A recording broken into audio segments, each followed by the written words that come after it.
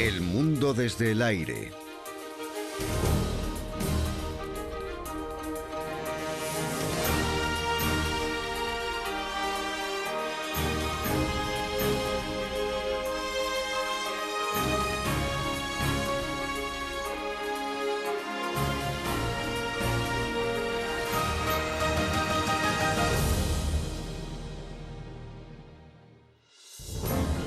A continuación, New Hampshire.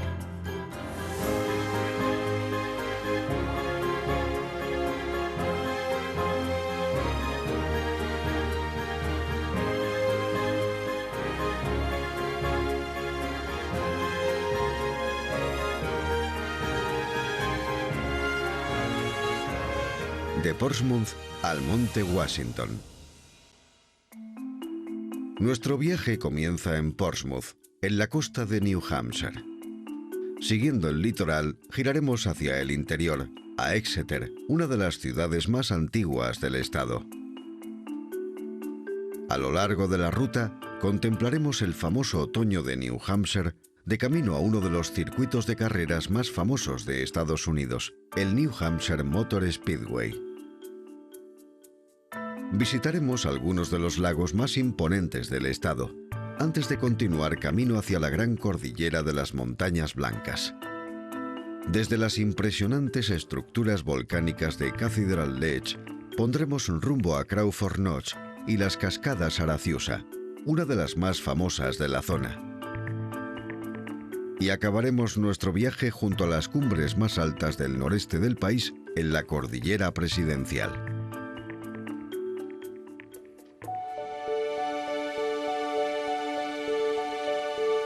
Este es el estuario del río Piscataqua, donde encontramos la metrópoli de Portsmouth, la tercera ciudad más antigua de Estados Unidos. El primer informe europeo de la zona se remonta a 1603, con un asentamiento que comienza oficialmente 20 años después. En el siglo XIX, la ciudad floreció durante el auge de la industria naviera, y tanto las casas como los edificios históricos siguen presentes como testimonio de su próspero pasado. Una serie de incendios a principios del siglo XIX destruyó muchos edificios de Portsmouth, pero la ciudad consiguió conservar muchos ejemplos de su arquitectura colonial original.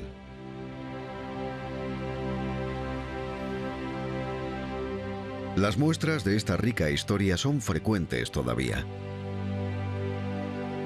Y por supuesto, gran parte de ellas se encuentra en el Museo Histórico Strawberry Bank. Inaugurado en 1966, comprende más de 4 hectáreas de casas restauradas con sus jardines originales. Aquí, sus visitantes pueden experimentar casi 4 siglos de vida americana. 42 edificios históricos se asientan en sus cimientos originales. El más antiguo data de 1695. Ocupada por los colonos ingleses en 1630, la zona fue conocida como Strawberry Bank por la abundancia de fresas silvestres. El barrio pasó a ser conocido como la comunidad Paddle Dock. Su historia se remonta a hace más de 375 años, lo que lo convierte en uno de los barrios continuamente ocupados más antiguos de Norteamérica.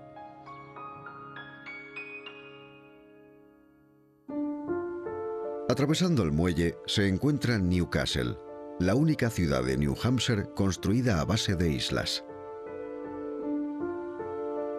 Gracias a sus fortificaciones históricas, parques y complejos hoteleros de lujo, es un destino turístico de primer nivel.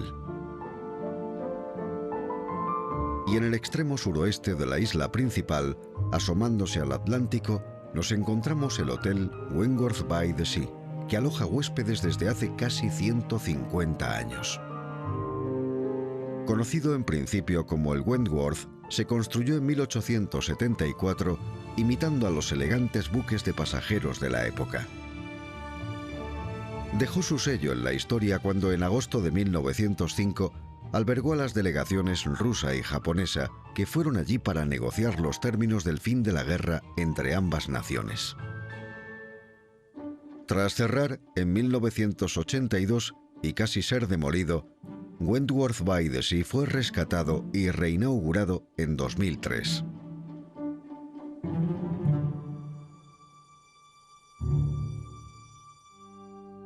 Al otro lado de la isla se encuentra la península hogar de defensas marítimas desde hace más de 200 años, Fort Stark. Lo que vemos hoy son las grandes fortificaciones de la Segunda Guerra Mundial, diseñadas para protegerse de ataques de submarinos. Muy diferentes a los primeros edificios, particularmente unos fuertes de madera construidos para defender a los colonos. Fue llamado así por el general de la Guerra de Independencia del siglo XVIII, John Stark, cuyo lema, vivir libre o morir, fue adoptado por el estado de New Hampshire. Al sur, atravesando el puerto, nos encontramos con el Parque Estatal Odiorny Point. Las 133 hectáreas incluyen 7 hábitats distintos en una hora de paseo. Aunque no lo parezca, el parque fue una importante base militar durante la Segunda Guerra Mundial.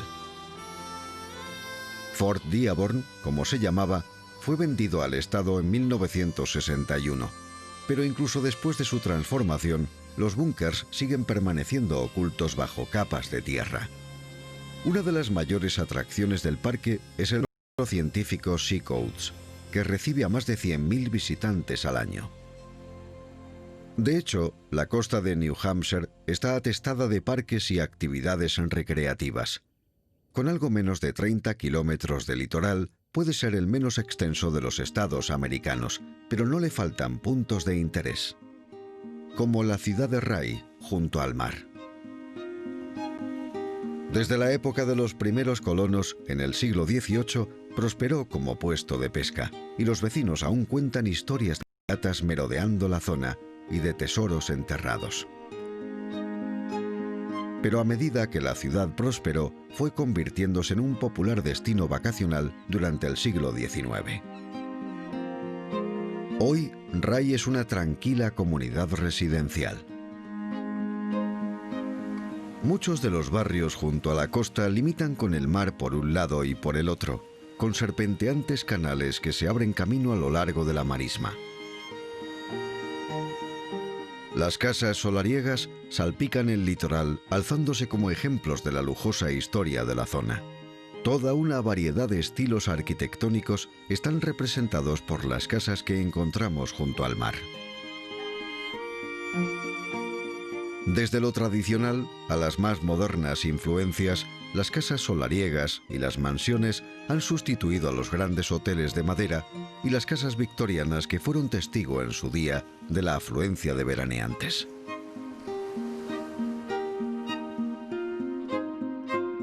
Nuestro viaje nos lleva ahora al interior, a Exeter.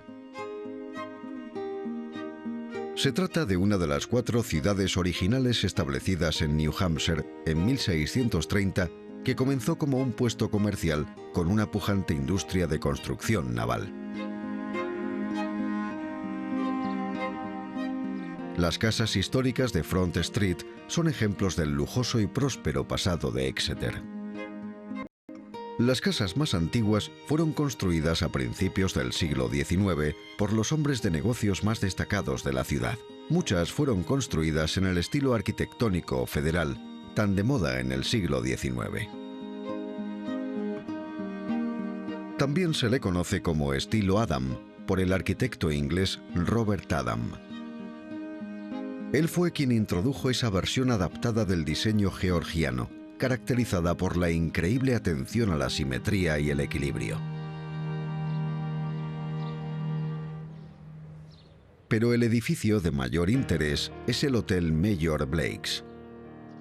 Al parecer, en octubre de 1853, aquí tuvo lugar una reunión secreta de abolicionistas que desembocó en la fundación del Partido Republicano. 7 años después, la elección de su candidato, Abraham Lincoln, cambiaría el curso de la historia. Viajamos más al norte para contemplar el famoso desfile otoñal de New Hampshire. Encontramos más de 4.000 granjas en este espectáculo de color.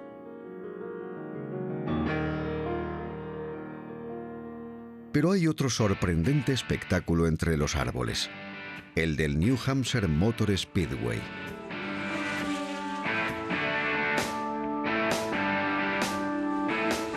El lugar fue ocupado en principio por el Briar Motorsport Park, inaugurado en los años 60. El circuito tuvo nuevos dueños en 1989 y el complejo fue reformado en su totalidad. En lugar de consultar a ingenieros, los nuevos dueños confiaron en un solo inspector que dispuso el trazado usando estacas de madera. El método era poco ortodoxo, pero funcionó, y el New Hampshire Speedway se inauguró oficialmente en junio de 1990. Apodado la Milla Mágica, el trazado alberga cientos de pruebas cada año, desde reuniones de clubes de motos a carreras profesionales del más alto prestigio. Es también sede de la carrera de motos de más duración de Estados Unidos, la Loudon Classic, que se celebra anualmente desde 1923.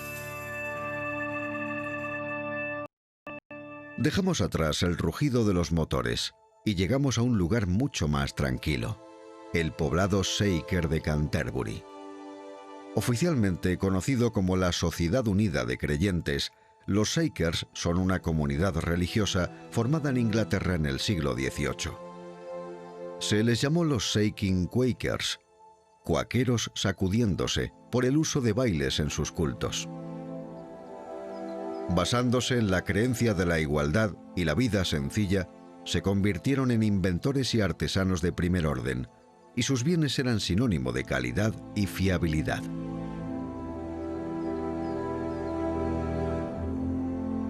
Establecido en 1792, el poblado Shaker de Canterbury es uno de los más antiguos y mejor conservados. En su apogeo, sobre 1850, unas 300 personas vivían y trabajaban en 100 edificios dispuestos en más de 1.200 hectáreas. Pero la comunidad fue en declive paulatinamente, y su última habitante, la hermana Ethel Hudson, murió en 1992. El poblado es hoy un museo con 25 edificios restaurados, rodeados de 300 hectáreas de campiña.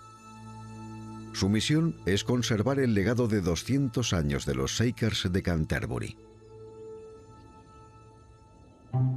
A 20 kilómetros al norte encontramos este gran conjunto de lagos y arroyos. Este espectacular paisaje fue excavado en la roca por el movimiento de la capa de hielo continental hace 15.000 años. Situado a los pies de las Montañas Blancas está el lago Winnipesaukee, el más grande de New Hampshire. Los veraneantes de este lugar han sido casi siempre familias de clase trabajadora, aunque desde principios de siglo ha tenido una gran acogida entre la clase más pudiente. Como resultado, muchas de las antiguas casas han sido sustituidas por grandes fincas. El lago se extiende a lo largo de 115 kilómetros cuadrados y tiene más de 270 islas habitables. Rodeado por 3 cordilleras montañosas y una costa boscosa, se trata de un refugio popular tanto para turistas como para vecinos de la zona. Nos adentramos ahora en las montañas para explorar el lago Ossipee. Con 1.300 hectáreas, es el sexto mayor de New Hampshire. Al fondo, las montañas Ossipee forman un círculo alrededor del enclave donde se extinguió un antiguo volcán.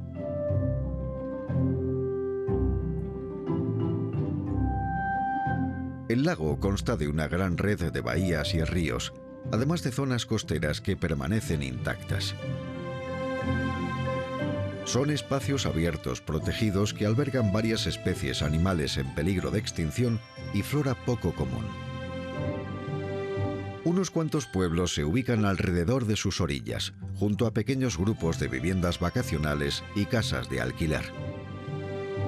La mayoría de estas casas se construyeron entre los años 50 y los 70, después del terremoto de 5,5 grados que azotó la zona en los años 40.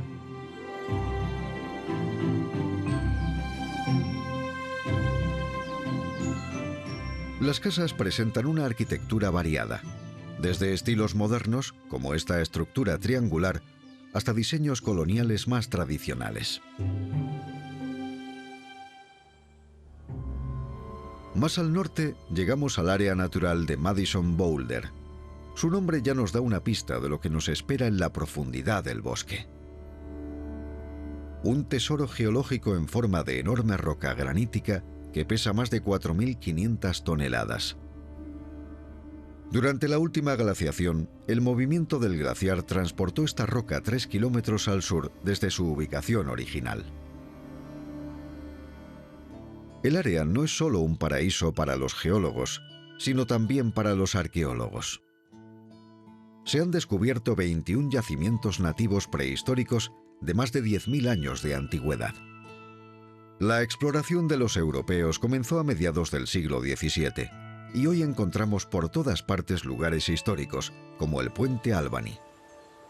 Pero es la belleza natural de esta área, conocida como el Bosque Nacional de las Montañas Blancas, el mayor atractivo para los numerosos visitantes que vienen cada año.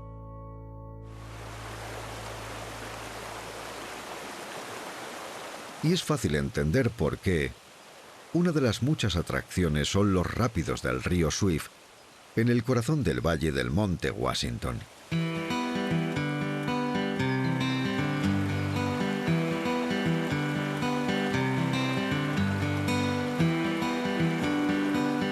La autopista Kancamagus acompaña al río durante 54 kilómetros, con un desnivel de 730 metros desde su comienzo hasta su fin.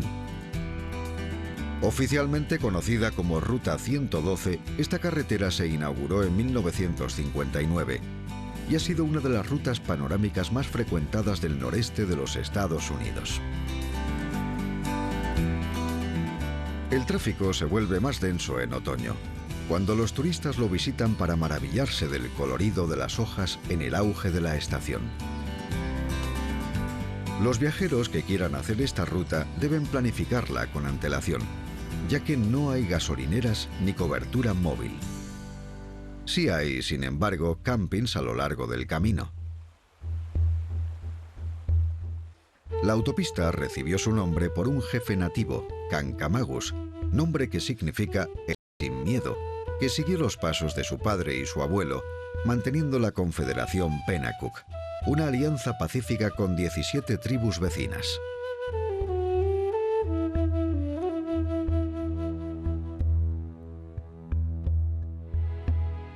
Y aquí está una de las más de 100 cascadas que encontramos diseminadas por las Montañas Blancas, formación que cubre casi una cuarta parte de todo el estado. La intrusión del magma que creó esta cordillera tuvo lugar hace millones de años, cuando la placa norteamericana se desplazó hacia el oeste. La primavera es la mejor temporada para contemplar las cascadas de New Hampshire. Pero una visita en otoño también nos muestra la majestuosidad de estas formaciones rocosas. Encontramos vestigios geológicos de la formación de este paisaje por doquier. Estas cimas, conocidas como las montañas Moat, se formaron en la etapa final de la solidificación del magma, hace 200 millones de años. Las cavidades cristalinas de Middle Moat son famosas entre los coleccionistas de gemas.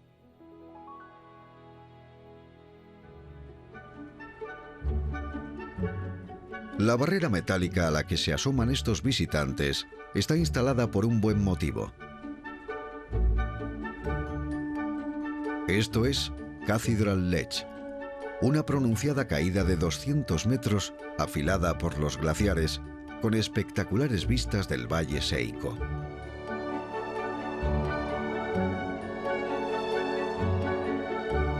También tenemos esta pendiente más suave en la ladera oeste que la hace accesible y deseada por los excursionistas.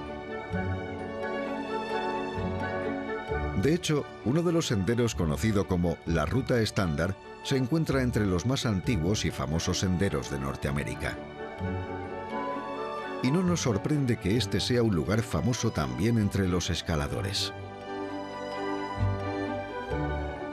Los primeros intentos de escalar la cara de Cathedral Ledge tuvieron lugar en los años 30, con el nacimiento de la escalada profesional en Nueva Inglaterra.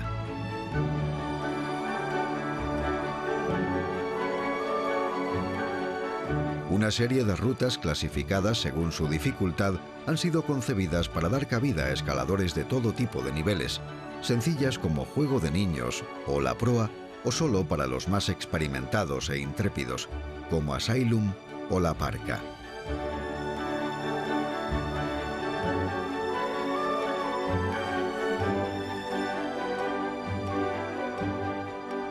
Esta maravilla geológica forma parte del Parque Estatal de Echo Lake, creado en los años 50 para proteger la zona del desarrollo comercial.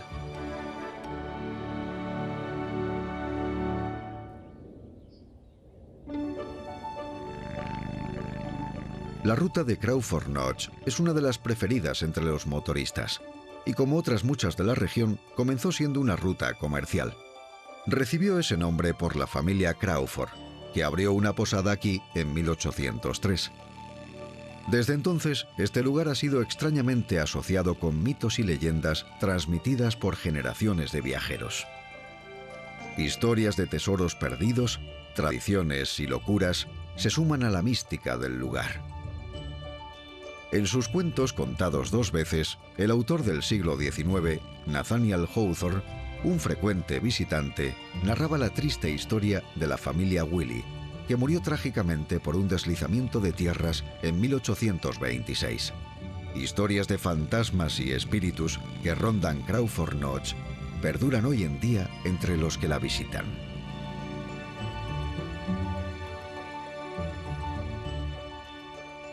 Pero no todas las historias recuerdan sucesos trágicos. El nombre de esta cascada está inspirado en un poema, inspirado a su vez en la mitología griega. Las cascadas de Araciusa. Se dice que fueron llamadas así por los versos del poeta inglés Percy Bysshe Shelley en 1820. En el poema, una hermosa ninfa, Araciusa, era perseguida por el enamorado dios del río, Alfias. El océano escuchó sus gritos de socorro y en un intento por rescatarla, la convirtió en cascada.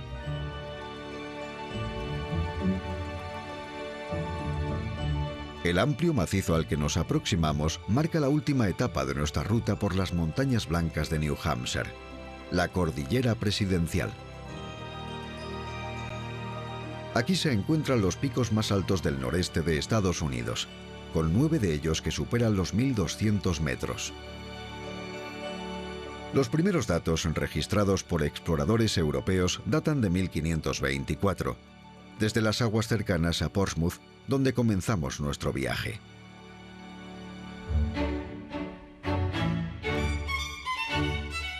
En 1819, la familia de exploradores Abel e Ethan Crawford hizo una ruta hasta la cima del monte Washington. El camino sigue en uso hoy en día, siendo el sendero de escalada más antiguo del país. El año siguiente, Ethan guió a un grupo de hombres hasta la cima de esta nueva ruta con el objetivo de nombrar las montañas colindantes. 4 de los picos más altos recibieron el nombre de los 4 presidentes que sucedieron a George Washington: Adams, Jefferson, Madison y Monroe.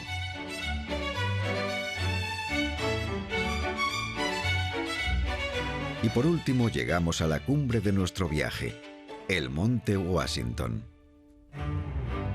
La cima tiene una altura de más de 1.900 metros. Para observar y registrar las condiciones climáticas del pico, en 1932 se construyó el Observatorio del Monte Washington, el primero de su clase en el mundo. 2 años después, durante una tormenta, la estación midió rachas de viento de 372 kilómetros por hora. Fue la velocidad de viento más alta jamás registrada en la superficie terrestre, récord que se mantuvo hasta los años 90.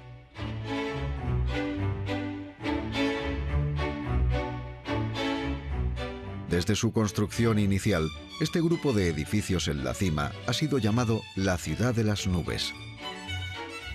Una gran descripción y un lugar ideal para finalizar nuestro viaje.